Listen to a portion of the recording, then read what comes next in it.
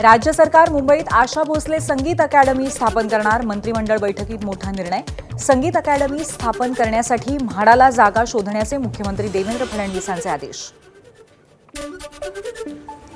बारामती पोटनिवडणुकीमध्ये सुनेत्रा पवारांच्या प्रचारासाठी जय पवार मैदानात. ग्रामीण दौऱ्यादरम्यान स्थानिक लोकांच्या समस्या समजून घेण्याचा जय पवारांचा प्रयत्न, तर निंबोडी गावामध्ये अजितदादांच्या आठवणींना उजाळा देताना जय पवार भाऊक.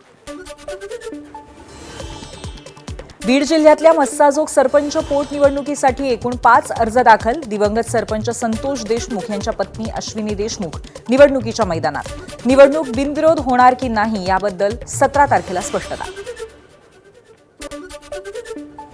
जालन्याच्या घनसावंगी तालुक्यातील गुंज गावाजवळील गोदावरी नदीपात्रामध्ये शेतकऱ्यांचं जलसमाधी आंदोलन.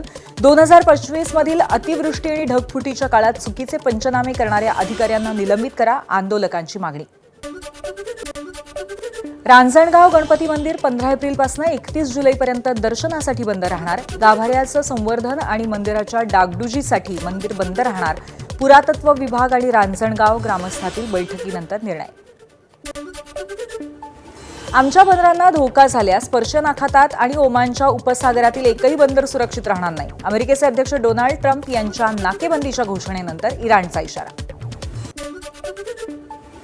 अमेरिका इराणमधल्या चर्चेसाठी आता रशियाचा पुढाकार. इराणच्या पेजेशकियान यांच्याशी पुतीन यांची फोनवर चर्चा.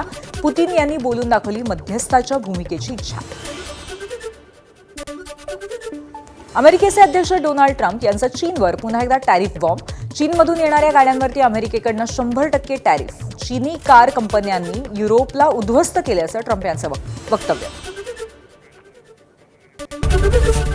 एबीपी माझा, उघडा डोळे बघा नीट.